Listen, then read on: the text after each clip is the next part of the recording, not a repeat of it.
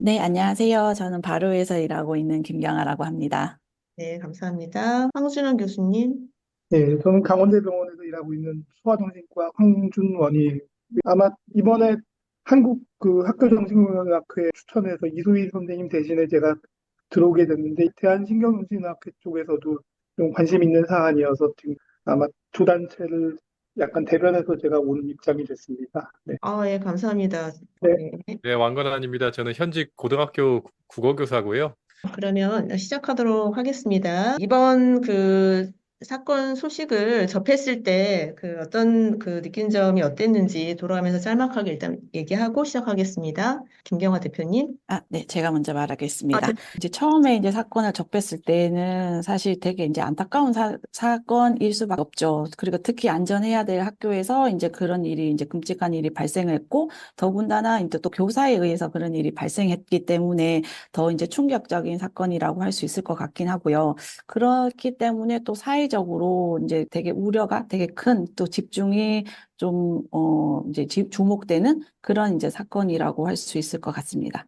진단서 이슈로 이제 일부는 진단서를 부실하게 쓰냐고 문제 제기하셨는데 저희도 좀 같이 좀 휘말려간 부분이 있고요. 그다음 있어서 안 될 만한 일이 벌어졌기 때문에 여기에 대한 대책이 좀 마련되는 거는 좋은데 그 과정에서 우울증이나 스트레스나 뭐 힘드신 부분에 대해서 의사들이 번아웃되고 힘든 부분에 대한 정신건강의 문제와 이런 반사회적이거나 폭력적인 것들이 그냥 정신질환이라는 이름으로 통칭되면서 한 바구니에 묶여서 도움이 필요한 사람한테는 뭔가 규제를 하게 되거나 반대로 규제받아야 될 사람한테는 적절한 조치가 아직 논의가 좀 되지 않은 부분들이 있어서 좀 안타깝게 생각하고 있습니다. 네, 감사합니다. 왕건아 선생님. 저도 이제 딸내미 둘 있는데요. 그러니까 한 일주일 동안 거의 충격받아서 저도 일이 거의 안 잡혔거든요. 계속 여기 이 기사 새로운 거 뭐 떴나 막 계속 봤고.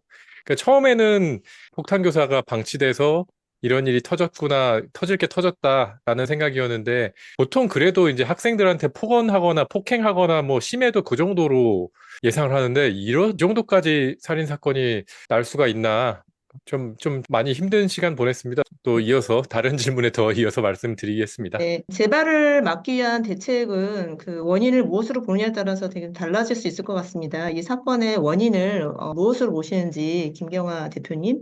이게 이 사건의 원인이 이것이다. 뭐 이렇게 꼽기는 되게 어려운 것 같긴 해요. 되게 복합적으로 이제 나타나는 문제인 것 같기는 하고, 그래서 이제 이게 사실은 뭐 교사의 뭐 성격적인 문제나 아니면 학교적인 시스템 문제, 뭐 이런 것들 당연히 이제 그리고 그와 더불어서 교사의 정신건강 그런 문제를 일으키는 원인들, 이런 거에 대해서 총체적으로 살펴볼 필요가 있을 것 같긴 해요.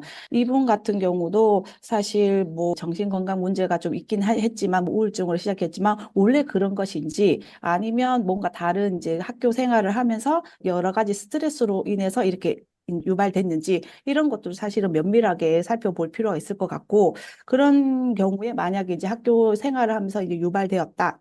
라고 하는 경우에서는 이제 교사의 어떠한 부분들이 이제 트리거가 됐는지, 그러면 그것들이 이 교사만의 문제가 아니고 다른 교사한테도 당연히 이제 영향을 미칠 수 있는 부분들이겠죠.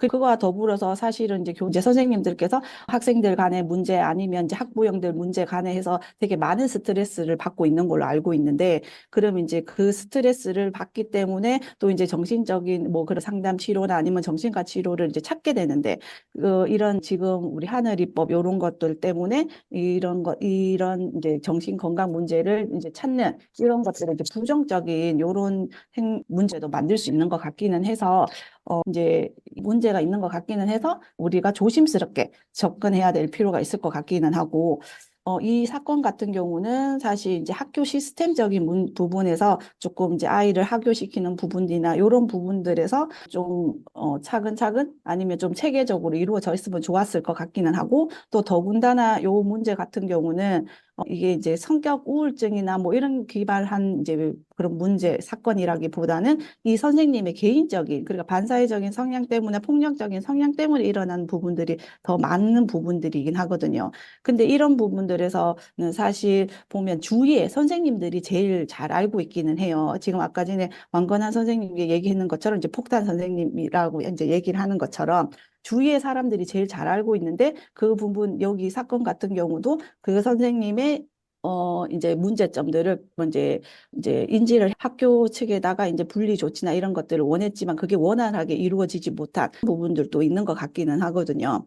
그래서 우리가 시스템적인 문제점 이런 것들도 우리가 이제 생각해 봐야 되는 문제점이긴 하지만 근본적으로 왜 선생님들이 왜 이제 그런 정신질환을 앓게 됐는 근본적인 이유를 좀 찾아서 좀 치료해 나가는 것들이 그 원인을 찾아서 하는 것들이 더 중요하지 않나라고 생각이 들기는 합니다. 그다음에 황준환 교수님, 그 재발 막기 위한 대책은 원인 분석을 무엇을 보면 달라질 것 같은데 원인을 어떻게 생각하시는지 좀 부탁드립니다.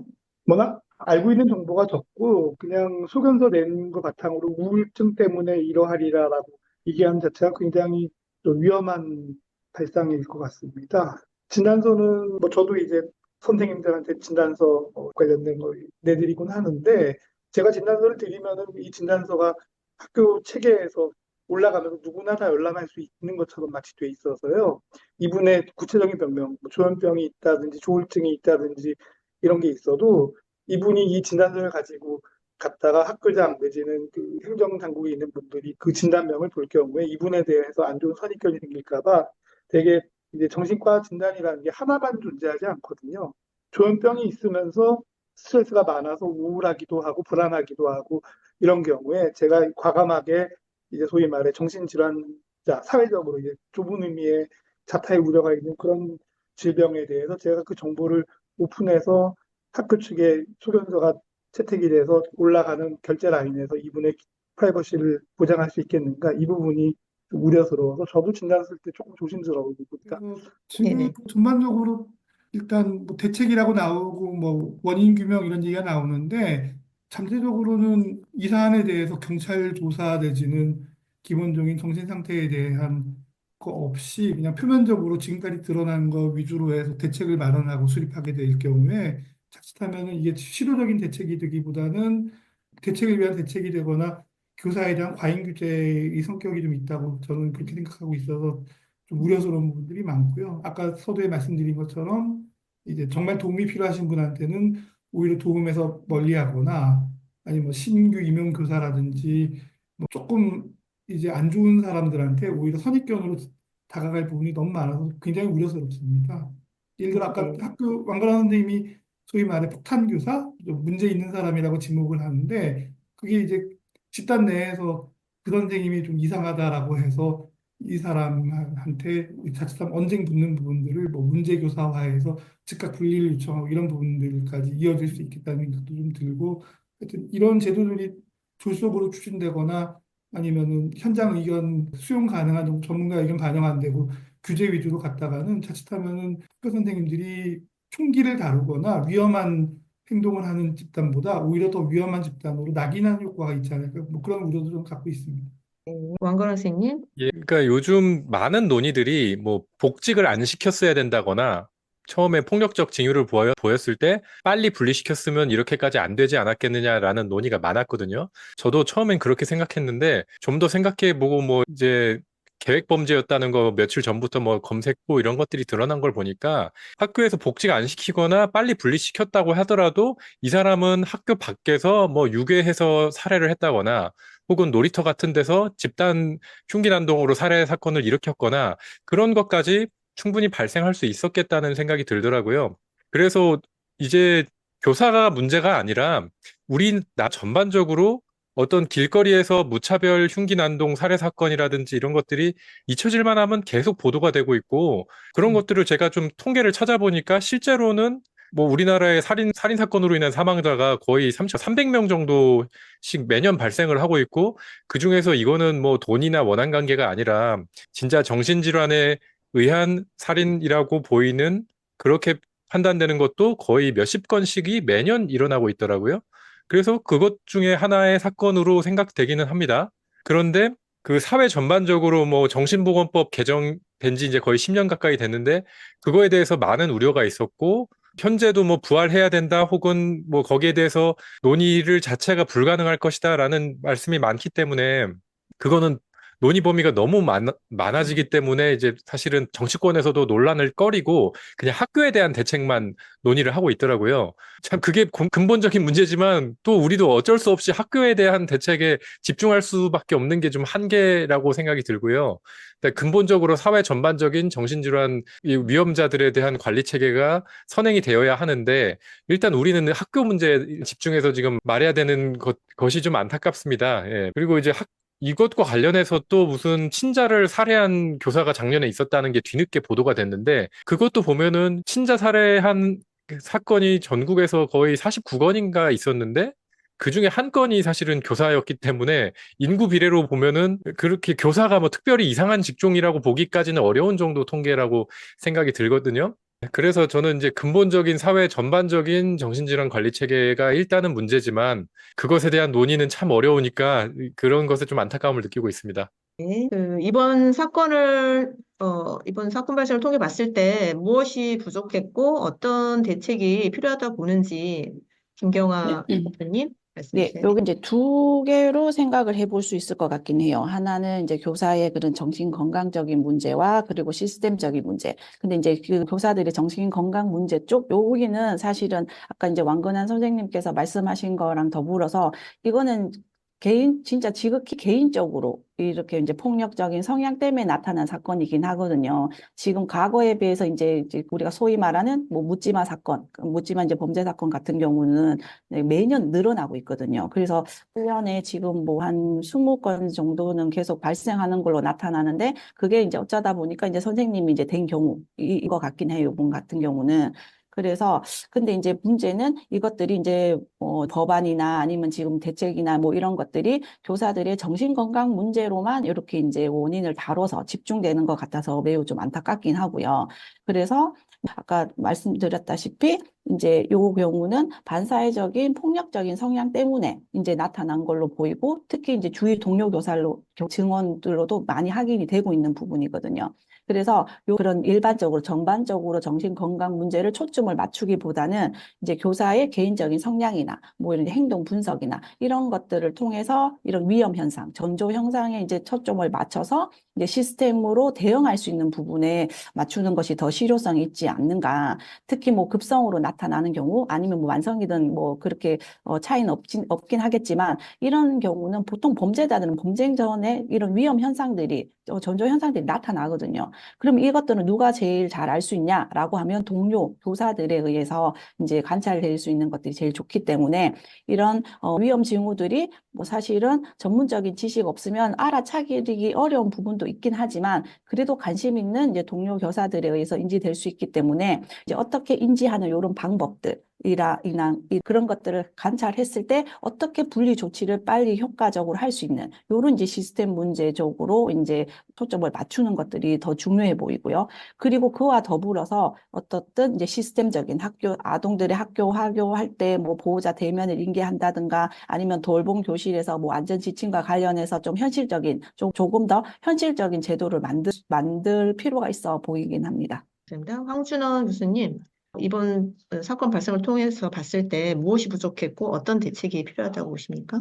부족한 건 별로 없는데요. 사실 부족하다 그러면 학교뿐만 아니라 전 직장, 사실은 저희의 그 정신보건 전 체계의 문제라는 생각이 들어요. 직장 내에 뭔가 이상한 사람이 발생했는데 이 사람에 대해서 접근해서 이 사람에 대해서 뭐 업무 배제를 시키거나 아니면 관련된 일에 대해서 다루는 시스템 자체가 좀 부재해서 이분이 여간 큰 징계나 잘못을 저지르기 전에 사전에 이런 것들에 대해서 점검하거나 할 만한 기회가 사실 별로 없지 않습니까? 아마 이런 경우에 이상적인 솔루션은 학교의 구성원 누구라도 정신적으로 불안정하다고 하면은 여기에 대해서 적어도 전문가가 초빙돼서 이 사람이 현재 불안정한 구석이 있으니 어떻게 하면 좋겠다라는 뭐 소위 말해 자문을 받을 수 있거나 직접 이 사람을 대면해서 진찰할 수 있거나 이런 제도들이 좀 있고 이 부분이 이제 분리 조치가 되고 이런 조치를 통해서 괜찮으면 괜찮다, 안 괜찮으면 안 괜찮다라고 외부 자문에 의해서 움직이거나 하는 형태는 모르겠지만 뭐 이렇게 해서 절차들이 잘 진행이 되지 않으면 좀 곤란하지 않을까 싶습니다. 요새 학교 저희가 이제 뭐 전문가 방문 사업 이런 걸 통해서 학교에서 고위험 학생이 있으면은 외부 전문가가 가서 애하고 상담하고 뭐 필요한 조치에 대해서 연락한 다음에 실행 옮기고 그래서 이제 학교 방문 사업 이런 것들도 하고 있는데 방문 사업의 주체가 학생이 아니라 학교 구성원 전체로 좀 확대되어야 이제 위험한 징후가 있을 때 이게 객관적으로 밸리데이션이 돼서 이 부분에 대해서 어떻게 처리를 하겠다 이게 가능할 걸로 보이고요. 사실 위원회 기능이든 뭐든 간에 이제 절차를 밟으려면 시간도 오래 걸려서 효과적인 솔루션으로 잘 되지도 않고 그다음 위험성 자체로는 어떤 사안을 움직일 때 근거로 삼기에 좀 부족한 경우들이 많아서 제가 광역센터장이기도 해서 뭐 정신건강 응급입원 뭐 이런 제도들에 대해서도 검토하거나 실제로 저희 기관에서 지금 지원팀을 운영하고 있는데 제일 애로사항이 경찰이나 각종 법들은 일이 벌어진 다음에 처리하는 것은 잘 갖춰져 있는데 정신적으로 불안정해서 위험 징후가 있을 때 이 부분에 대해서 솔루션을 마련하거나 그 법과 어떤 규정으로 강제 지을 수 있는 제도 자체가 조금 부족하기 때문에 이런 부분에 대한 보완이 아무래도 이번 법을 개정을 통해서 이루어진다면 그런 부분은 바람직하다고 보는데 문제는 이게 학교 선생님들만의 일이 아니라 직장 생활, 뭐 공무원 기관이 되든 군대가 되든 뭐 경찰이 되든 저희 뭐 대학병원 교수가 되든 뭐 결국은 공통적인 한국에서 직장인들이 대중에 의해서 발견됐을 때 어떤 식의 처리를 통해서 이 사람들의 안전과 구성원의 안전을 확보할 것인지 이런 고민 없이 이게 학교 교사의 문제다라고 하게 될 경우에 그러면은 애들이 미쳐 날뛰면은 다른 프로세스가 필요한가요? 아니면 뭐 학교 서무나 아니면은 외부 강사, 방과후 강사나 뭐 돌봄교실 관련된 사람이 똑같은 현상을 벌이면 또 다른 프로세스를 또 마련해야 되나요? 이런 부분들이 저는 항상 좀 문제라고 생각합니다. 그러니까 그 위험이 이제 그 사건이 일어나고 나서의 대응이 아니라 그 전에 어떤 위험 징후가 났을 때 어떤 구성원이라든 그 부분에 대해서 대응할 수 있는 조치가 법적으로 좀 마련됐으면 좋겠다 이런 네, 말씀이신 것 네. 같습니다. 그다음 왕건한 선생님, 이번 사건 발생을 통해 봤을 때 무엇이 부족했고 어떤 대책이 필요하다고 보시는지요? 그러니까 이제 저는 전반적으로 교사가 학생을 살해하는 사건만 놓고 보면은 이게 그 굉장히 드문 일이거든요. 그리고 학교에서 어떤 사고가 난다거나 뭐 이런 흉악범죄가 벌어진다는 것이 현실적으로는 굉장히 드문 일이기는 한데 전국적으로 보면은 굉장히 많이 일어나기도 해요. 그 유명한 사건만 해도 초등학생의 정신질환자가 침입해 들어가서 초등학생을 인질로 잡아서 뭐 방송국을 불러오라고 했었던 사건도 있었고 이 지역이지만 대전 지역에서도 몇 년 전에 그 졸업생이 그냥 선생님 만나러 들어갔다고 한 다음에 선생님을 흉기로 그 난자를 한 사건도 있었죠. 이제 그런 식의 사건뿐만 아니라 뭐 교사에서 학교에서의 심각한 폭행 사건, 선생님들이 심각하게 폭행당하는 해서 정식 위원회가 열리는 건도 1년에 거의 500건 이상이고 위원회 안 열리는 것만 하면 더 많겠죠. 학교 폭력으로 폭행 사건이 1년에 10,000건이 넘습니다. 근데 이런 것들을 뭐 예방 어떻게 해야 되는 거 매뉴얼 있고 공문 있고 사후 대처 어떻게 해야 되는지는 이게 어느 정도 매뉴얼이 있는데 그 임박했을 때나 상황이 벌어지고 있을 때 어떻게 해야 되는지에 대해서는 뭐 전문가도 별로 없고요. 거기에 대해서 매뉴얼에 자세히 나와 있지도 않아요. 그냥 현장 판단에 대해서 적당히 알아서 해라라는 정도예요. 그러니까 정작 위기가 임박했을 때 허둥대다가 시간을 다 보내버리는 거죠. 이 사건만 해도 그 복직하자마자 굉장히 이상한 언행과 분위기로 주위 선생님들이 긴장하고 있었는데 이미 수요일에 컴퓨터를 그냥 교육청에서는 작은 소동이라고 해서 논란이 됐는데 사진 나온 거 보면 컴퓨터가 완전 산산조각이 났거든요. 잘 안 된다고.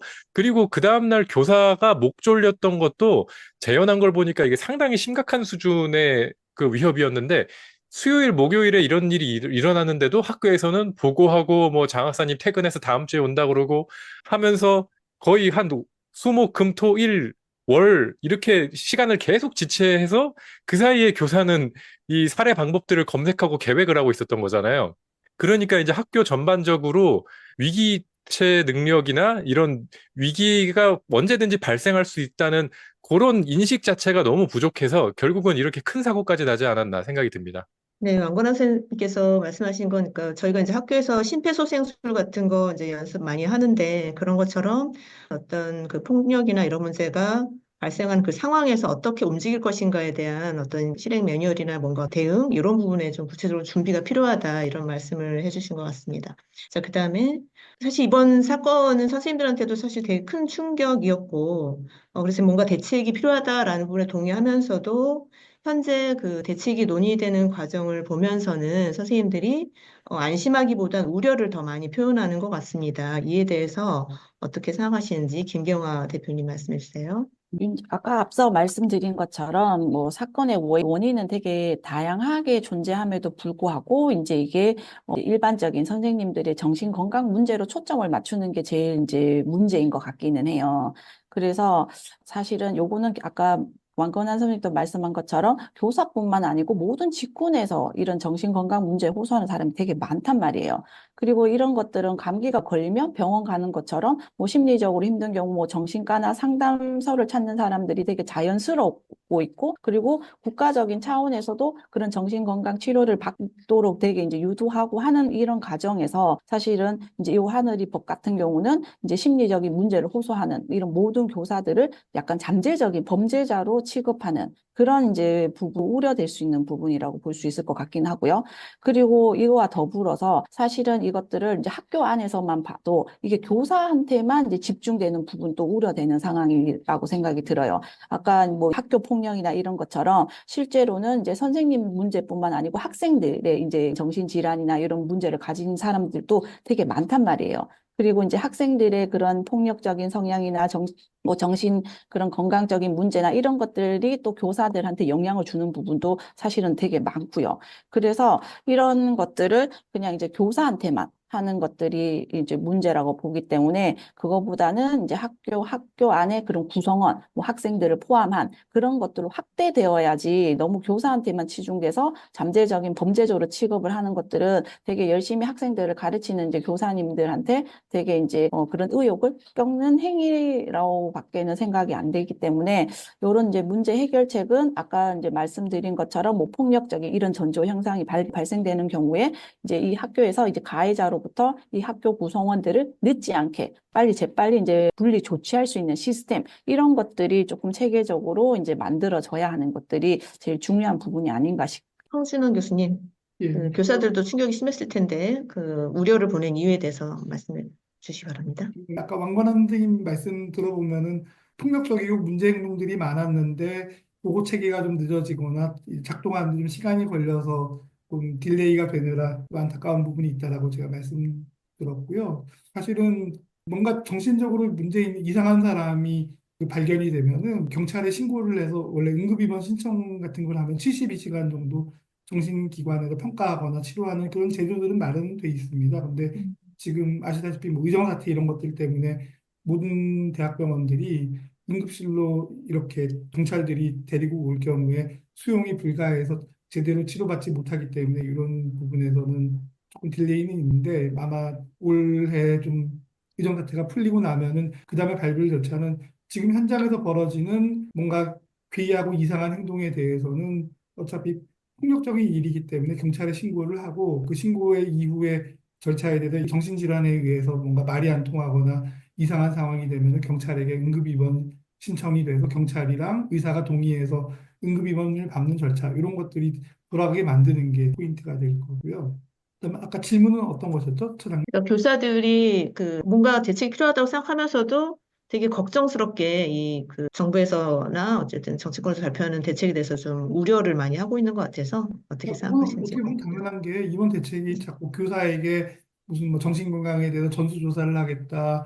정신건강에 문제 있는 사람은 잠재적인 뭐 범죄, 우범의 사유로 간주하겠다. 뭐 신규 교사한테도 뭐 임용할 때 사전 조사하겠다, 뭐 하겠다라고 하는 자체가 약간의 책임을 통감하고 이 시기에 이런 얘기 내가 감히 해도 되나 그래서 다 목소리 낮추고 계시지만 사실은 굉장히 문제 있는 독소 조항들이잖아요. 교사가 마치 이제 위험한 행동을 하는 사람이고 잠재적으로 위험의 소지가 있기 때문에 여기에서 특별 관리하는 법안으로 그것도 만들겠다는 취지가 되니까 교사들께서 반대하시는 건 어떻게 보면 당연하지 않을까 싶습니다. 그래서 제가 아마 보내드린 문건에 이제 저희가 이제 정신과 건강진단서라 그래서 이 사람이 정신적으로 온전함을 입증하는 구비서류 받아가는 걸 보면은 공무원 중에 자기가 정신건강에 문제 있다고 예스라고 체크한 사람에 대해서 한 번 더 추가 검진하거나 이제 칼, 총, 뭐 잠재적으로 의학적으로 처치를 통해서 남을 해할 수 있는 그런 면허, 임의용 뭐 이런 쪽이거나 아니면 외국인 신분을 함부로 데려가서 착취할 가능성이 있는 사람들, 이런 사람에 대해서 그것도 전수가 아니라 필요할 때 이런 부분을 정신건강 검진이라는 항목으로 하게 돼 있거나 진단서를 발부하게 돼 있는데, 이걸 전 교사한테 확대 적용을 일단은 뭐 그렇게 따지면 경찰 총 들고 다니고 군인 대포도 들고 다니고 이번처럼 계엄령 터지면은 공수부대 총기 메고 가고 이런 사람들은 어떻게 하는 얘기인지 제가 지금 전혀 모르겠어요. 그럼 지금 그런 아까 그 몇 개 직업들에 대해서 검사를 요구하고 있다고 하는데 그게 전수조사가 아니라 그것도 일부인가요? 아주 일부죠. 예. 보건의료인의 경우에는 채용 신검에서 정신적으로 괜찮다라는 걸 입증하는 서류를 가져오라는 식으로 해서 보건의료인들은 꽤 많이 하고 있는 걸로 알고 있고요. 그다음에 공무원 채용의 경우에는 아마 교육 공무원이실 테니까 건강검진에서 뭐 정신과적인 뭐 치료를 받은 적이 있나요? 지금 많이 우울합니까? 뭐 자살 시도한 적이 있습니까? 이런 문항에서 예스라고 체크하면 그 다음에는 MMPI 같은 검진 도구를 써서 한 다음에 그 부분이 이상 없다라고 확인을 하는 뭐 그런 과정들이 좀 들어가 있고요. 아주 일부 직종들입니다.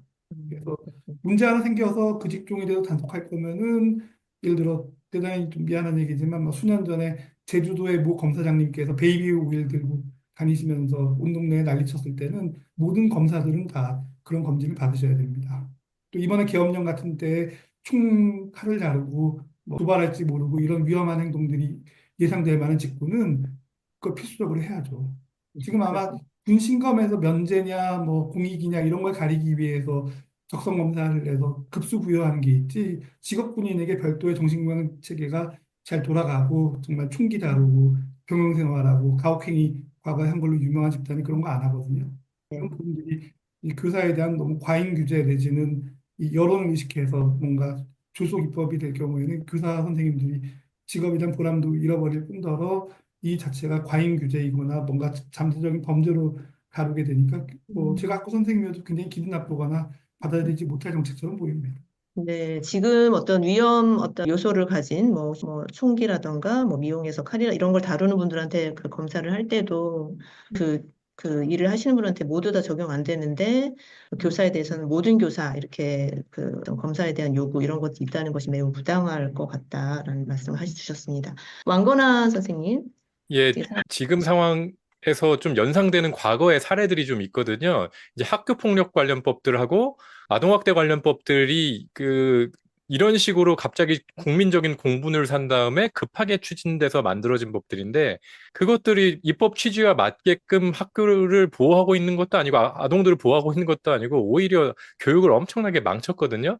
조금 더 자세히 살펴보면은 학폭법 같은 경우에는 그 집단으로 구타하고 뭐 목 조르고 학대해서 학생이 자살한 것 때문에 이제 학폭이라는 게 강화됐는데, 거기에 하면서 제한 같은 것들이나 입법 범위, 그러니까 대상 범위를 너무 확대시켜 버려 가지고요. 그러니까 모든 사람으로부터의 막겠다고 학폭의 범위를 엄청나게 확대시켰고, 조금 기분 나빠도 정신상의 피해라고 그것까지 다 이 거의 살인을 예방할 정도의 법을 그런 학생들끼리 기분 나쁜 거에까지 다 적용을 해버린 바람에 지금 정상적으로 학교에서 학폭위가 기능을 못 합니다.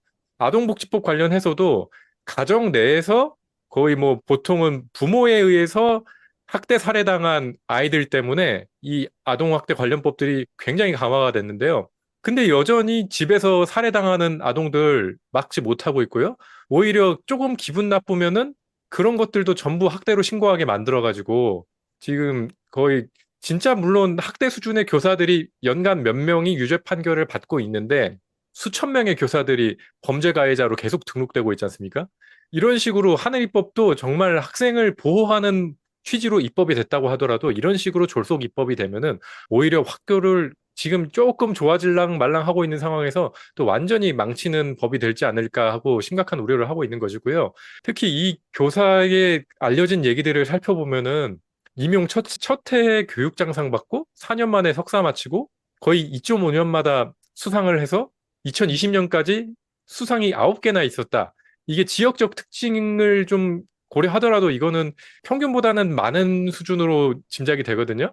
그런데 한 2020년 정도부터는 수상받은 게 없는데 그 이후로 우리가 여러 가지 교사들을 우울하게 만드는 사건들이 계속 있었습니다. 크게 보면은 코로나 있고 서희초도 있고 이 사람 개인적으로 이미 뭐 방송에서 다 알려져 버렸지만은 뭐 이혼 뭐 이슈도 있고 고3 자식도 있고 이 사람을 스트레스를 늘리는 여러 가지 악조건의 환경들이 있었는데 물론 이렇다고 해서 저희는 이분을 뭐 감경하거나 두둔하거나 면죄부를 줄 생각은 전혀 없지만 이런 많은 스트레스 요인들로 인해서 교사들의 자살도 계속되고 있고 우울증은 더 많아지고 있는데 이 사람이 어떤 범죄적인 성향이 어떤 자질이 있었던 것이 이걸로 인해서 더 촉발되지 않았나는 짐작도 되거든요. 그러면은 이게 이렇게 극단적으로 가기 전까지 막을 수 있는 방법들이 뭐 제도적인 방법들이 기회가 여러 번 있었을 거라는 생각이 들고요. 이 사건 발생 며칠 전까지만 해도 나 집에 가서 얘기할 사람 없으니까 나랑 1시간만 얘기하자면서 그 동료 교사의 목을 졸랐다는 거 아닙니까? 아, 그때라도 어떤 조치가 있었으면 이 정도까지는 가지 않았을까 하는 참 안타까움이거든요. 이런 교사들의 스트레스 관리라든지 어떤 입법 취지에 맞는 근본적인 대책은 지금 규명도 안 됐고 이 가해자의 이 살인범에 대한 조사도 제대로 이루어진 게 없는데 이렇게 많은 법이 쏟아진다는 것은 이거 졸속 입법이라고밖에 볼 수가 없습니다. 그래서 많은 교사들이 불안해하고 있는 것이죠. 황순원 교수님께만 여쭤볼게요. 그 질환교원심의위원회에서 그 의사의 진단 결과가 매우 중요한 판단 기준이 될 거라고 생각하고 이번 사건의 경우도 판단에 의해서 복직을 뭐 휴직도 하고 복직도 했던 것으로 생각이 듭니다. 그런데 이제 그 신체 질환이 아니라 정신 질환의 같은 경우는 그 환자가 어떤 이야기를 자기 이야기를 그 의사 선생님한테 전달하냐에 따라 결과가 좀 다르게 나타날 수도 있을 것 같은데 어떻게 생각하시는지 여쭤보고 싶습니다. 진단할 때 그냥 단편적으로 보는 걸 가지고 그분의 진술에만 의존해서 얘기할 수는 없어서요. 정보원도 그리고 가족 내지는 이 사람의 문제의 경우에는 문제의 정보를 잘 알고 있는 사람의 외부 의견도 진단에 반영이 될 수가 있고 객관적인 검사 이런 것들도 반영될 수 있고요. 그다음에 이분에 대해서 오랫동안 치료한 사람들은 치료한 사람 나름대로의 독자적인 의견이나 견해들이 있을 수는 있습니다. 근데 지금 전체적으로 뭐 운전면허 적성 검사도 그렇고 복직도 그렇고 이런 부분들이 진단서를 가져오면은 이제 내가 원하는 게 이루어지고 그 진단서를 떼주지 않으면 불신으로 다른 병원에 가서 떼줄 때까지 조르거나 민원 내거나 뭐 여러 가지 부분들도 있고 그래서 진단서를 발부하는 의사가 객관적인 소견을 낼 수 없는 환경에 있다. 이게 첫 번째 현재 문제일 수 있고요. 두 번째는 그래서 이런 부분들이 증상이 좋아졌다. 뭐 조금 개선되었다. 아직 잔여 증상이 얼마 있다. 이런 식으로 객관적인 증상에 대한 기술을 한 다음에 이게 업무 가능 여부, 복직에 대한 여부는 또 좀 다른 영역이라고 생각이 들고 있거든요. 그래서 정신과 의사들은 이분의 갖고 있는 주병이 어떤 경과를 밟고 있고 현재 어느 정도에 와 있다까지 얘기할 수 있지만 이게 이 사람이 똑같은 학교 선생님을 일하더라도 담임을 맡냐, 보직을 맡냐, 뭐 중요한 업무를 할 수 있냐 이런 부분에 대해서 이분의 종합적인 업무 수행의 정도나 상황을 판단하는 건 사실 의료인들의 역할을 좀 깨일 일이라고 사실 좀 봅니다.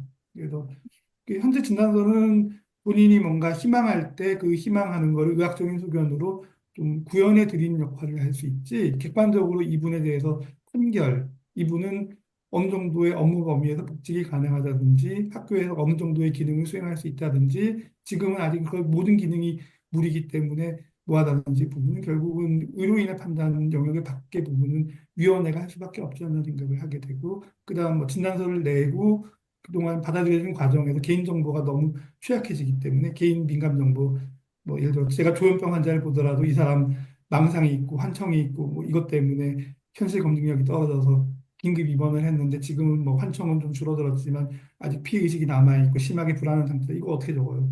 그래서 이런 부분들이 좀 객관화할 수 있어서 왜 학교 같은 구성원들에게 정보 노출되지 않은 제3의 위원회가 전체적인 휴직이나 복직을 담당하고 거기에서 이 사람의 증상에 대해서 뭐 주치 의견도 필요하지만 외부 전문가 의견들도 좀 들어가서 종합적인 결론 내리는 게 제일 현재 타당할 걸로 보입니다. 아, 네.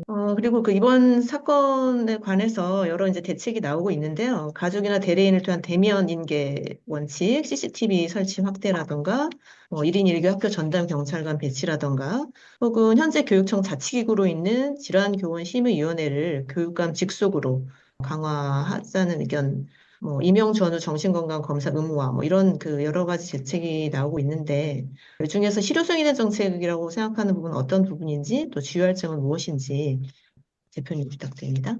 예, 김경화 대표님. 김경화 대표님. 네. 위에 근데 언급된 모든 부분들은 다 조금씩 다 의미 있는 대책이라고 이제 생각이 들고요.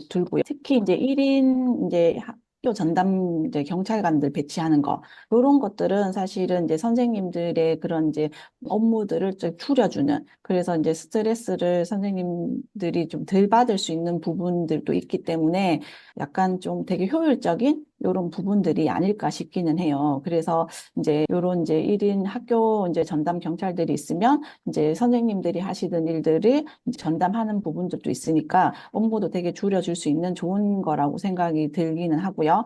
근데 이제 이렇게 임용 전후에 뭐 정신건강 뭐 검사 의무화 이런 것들은 아까 앞서 말한 것처럼 교직원들을 좀 잠재적인 범죄자로 취급을 하는 이런 부분들도 있기 때문에 요런 제도화로 인해 가지고 이제 이런 불이익을 받는 이런 것들이 이제 조금 우려되는 부분이긴 하고요. 그렇기 때문에 이 제도화의 불이익 때문에 선생님들이 정신 그런 이제 건강 그런 이제 검사를 받을 때 뭐 잘 나올 수 있게 뭔가 문제가 있지만 안 나올 수 있게 이렇게 음성화할 수도 있기 때문에 이런 부분들은 조금 이제 조심스럽게 이제 심중하게 이제 다뤄야 되는 부분이 아닌가 싶기는 하고요. 아까 이제 앞에 이제 우리 교수님께서 말씀해 준 것처럼 뭐 이제 진단 이런 것들은 사실은 이제 그렇지만 이제 복직의 문제이기도 하잖아요. 그럼 이제 그런 부분에서 그런 진단뿐만 아니고 이제 그런 선생님들의 그런 평가라든가 아니면 다르게 이제 복직할 수 있는 그런 기준들의 약간 좀 객관적인 리스트를 만들어서 이렇게 하는 것들도 되게 중요한 부분이라고 생각이 들기는 합니다. 예. 황준원 교수님, 좀 전에 여러 대책 말씀 주셨는데 어떤 게 좀 실효성이 있을 것 같이 생각하시는지 말씀 주세요. 학교 전담 경찰관을 1인 1교를 설치하시려고 하면 전국에 지금 경찰이 한 13만 명 정도 있는데 전국 초중고 개수를 어제 세보니까 12,000개쯤 되더라고요. 그래서 현재 경찰의 약 8에서 10% 정도를 신규 충원을 해야 가능합니다. 그래서 기존의 경찰들한테 업무 배정을 해서 전체 경찰의 10%를 학교 전담 경찰로 삼고 하시겠다는 이론적으로는 굉장히 타당한 얘기지만 이를 통해서 이제 얼마의 경찰이 어떤 업무를 배정받고 어떻게 하느냐는 부분을 이제 행정안전부나 기획재정부에서 들고 가면은 이게 과연 먹힐까? 여기에 대해서는 저는 굉장히 의문시 됩니다. 그래서 좋은 정책이고 학교에 1교에 1 담당관을 배정하겠다 정도는 좋은데 이 부분에 대해서 이 당장에 벌어지는 쪽에서는 뭐 지구대 쪽에서 몇십 개, 몇백 개 정도를 우리가 순회할 수는 있거나 뭐 아니면 공무원 수를 행정안전부 경찰 관련 공무원 수를 한 10%좀 늘리면 해결할 수 있다는 식으로 답을 할 가능성이 높습니다. 그다음에 뭐 질환교원심의위원회라는 명칭 자체를 바꾸고 광역지자체 수준으로 격상시키면서 이제 개인 민감 정보나 이제 이런 부분들을 강화해서 하는 부분들은 환영할 만한 조치라고 생각은 하고 있고요. 근데 이제 임용 전후에 정신건강 검사 의무화라든지 아니면은 이제 그 걸쳐서 한 번에 뭐 교사의 전수가 무슨 정신건강, 마음건강 무슨 검사를 받으라 이런 부분들은 위험성하고는 별로 도움이 되지 않는 조치일 가능성이 높고 그다음에 무엇보다도 입법 과정에서 자꾸 교사에만 타겟팅이 되는데 학교의 안전을 어떻게 강화하고 구성원들의 위기에 대해서 어떻게 대처할지를 초점을 맞춰야 효과적인 법률이 되지 이 부분에 대해서 교사의 규제, 전수조사 이런 부분들은 위험성을 줄이는데도 별 대책이 안 되고 규제 아닌 규제, 뭐 다른 직종하고 이제 형평성이나 위험도에 나오는 객관적인 기준에 의한 것은 아닌 걸로 봐야 할 것 같습니다. 네. 입법 과정에서 그 교사에 대한 과도한 규제로 나가는 부분에 대한 우려를 좀 전달해 주신 것 같습니다. 왕건한 선생님은 지금 나와 있는 정책 중에 실효성 있는 정책이 뭐라고 생각하시는지 혹은 네, 입법 과정에서 주의할 점 뭐라고 생각하는지 말씀해 주세요. 예, 여기 간단하게. 네. 많은 방안들이요.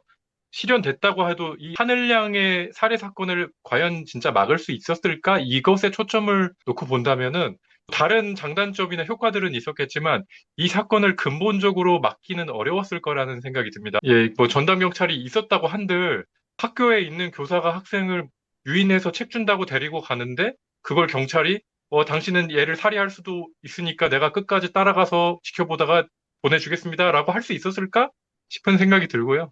다른 많은 정책들도 이것들이 실질적인 효과를 정말 이 살인 사건 예방에 초점을 둔다면은 해결은 어려웠을 거란 생각이 들고요.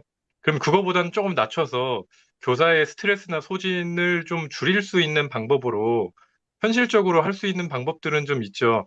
현재는 뭐 질환이 있어서 병가를 쓰고 싶어도 병가를 허락받기가 어려운 상황이거든요. 학교에서 대신 수업할 사람을 구하기 어렵다든지, 그래서 보통 공무원들한테 6년마다 주어지는 자율연수 휴직조차도 교사한테는 뭐 교직 평생에 한 번만 준다든지 이런 식의 제한이 많이 있거든요. 안 그래도 이제는 많은 교사들이 자기가 질환이 있다는 것을 숨기고 병원을 더 안 가게 될 것이고, 병원을 가더라도 비급여로만 해서 비용 부담을 하더라도 이력을 안 남기려고 할 것이고, 이런 게 이전부터도 많았거든요. 이 사건으로 인해서 혹시 모르니까 나의 정신질환 이력을 남기지 않아야겠다는 생각으로 더 많은 교사들이 치료를 거부하고 쉬지 않으려고 하고 휴직을 내기 어려워할 거란 말이죠. 그래서 최소한 그 교사가 스트레스 받았을 때 회복하고 휴직이나 휴가를 쓸 수 있는 거라도 지금보다는 이게 사실은 기본권인데 지금 기본권조차도 제대로 보장이 안 되고 있기 때문에 이런 것들부터 정상화시키는 것이 현실적인 방법의 첫걸음이 아닐까 생각이 듭니다. 기존에 그 자율휴직이 있는데 일반 공무원에 비해서 교원 같은 경우는 그 평생 한 번 쓰는 것 때문에 좀 쓰는데 제한이 많다. 그래서 이제 일반 공무원 수준으로 무급 자율휴직을 좀 늘려서라도 교사 스트레스에 대한 좀 대응하는 이런 대책이 좀 필요하다라는 제안 말씀해 주셨습니다. 마지막으로 돌아가면서 한 분씩 마지막 그 하고 싶은 말씀을 좀 하시고 이번 논의를 정리하도록 하겠습니다. 김경화 대표님. 네, 이 이제 사건 같은 경우에서는 이제 사실 개인적인 그런 이제 개인의 개인적인 문제가 더 초점이 됨에도 불구하고 일반적인 이제 교사의 이제 그렇게 학대하는 것들이 심히 좀 우려스러운 부분이긴 합니다. 그리고 아까 이제 말씀하신 것처럼 이게 너무 졸속으로 이렇게 지금 이루어지기 때문에 이 사건의 원인이나 이런 것들이 아직까지 이제 결론이 내지 못한 상태에서 이제 이런 많은 이제 입법들이 아니면 이렇게 제한되는 것들이 조금 우리가 어떤 것들이 더 실효성이 있는지를 좀 살펴봐야 되는 부분들이긴 하고요. 그리고 이건 앞서 말한 것처럼 이거는 이제 그 위험 징후들이 있으면 그 위험 징후들을 빨리 알아차려서 빨리 긴급하게 분리 조치할 수 있는 시스템이 만들어지는 것들이 이 하늘이 사건 같은 경우들을 막을 수 있는 거라고 보거든요. 그래서 그쪽으로 조금 더 초점을 맞춰서 하는 것들이 좀 좋지 않을까. 계속 말했지만 이제 선생님들을 잠재적인 범죄자로 만든다거나 더 이제 음지로 파고드는 부분들이 더 많아질 수 있으니 그런 부분들을 조금 이제 우려해서 모든 입법들이 만들어지면 좀 좋을 것 같습니다. 네, 감사합니다. 황준환 교수님. 예, 전반적인 전 면모가 나타나고 거기에 대해서 효율적인 대책에 대해서 머리를 맞대고 상의하기 전에 급작스러운 입법 및 과잉 규제는 곤란하거나 이번 일을 계기로 전 직종, 전 직군에 뭔가 위험한 행동들이 이제 있을 경우에 어떻게 대처한다라는 거에 안 좋은 선례를 남기지 맙시다. 그냥 의견입니다. 네, 감사합니다. 네, 왕건한 선생님. 학교에서 살인 사건이라는 게 처음이 아니거든요. 이제 중학생, 고등학생에 의한 살인 사건도 있었고요. 그 직전에 거의 중상해를 입는 사건도 계속되고 있거든요. 그 학교 안전 전반에 걸쳐서 물론 이제 이 교사에 대한 분리도 필요한 교사들이 뭐 전혀 없다고 말할 수는 없습니다. 그 부모 단체에서도 계속 뭐 문제 교사에 대한 걸 부각시키고 있거든요.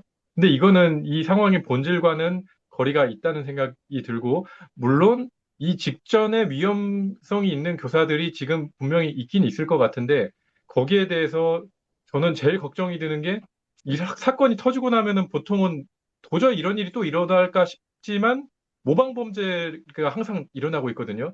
예를 들면은 예전에 신림역 흉기난동 사건을 보고서 다시 서현역 차량 돌진 흉기난동 사건이 있었듯이 저는 이제 모방 범죄가 일어날 것이 가장 지금 두려운 상황이고요.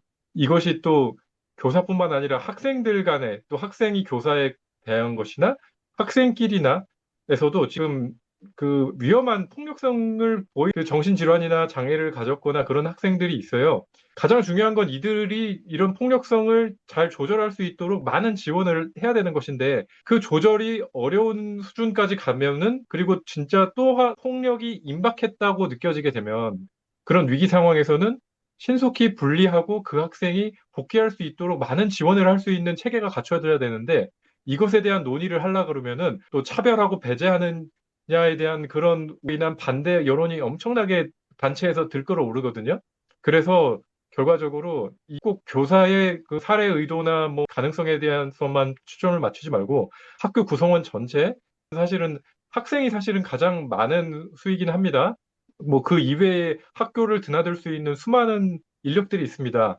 이들도 얼마든지 또 비슷한 일이 벌어질 수도 있고 이거보단 약하겠지만 작은 폭력 사건은 계속 있거든요. 이에 대해서 이 사건이 임박했거나 벌어지고 있을 때의 대처에 대해서도 이제 정비를 꼭 해야 된다고 생각합니다.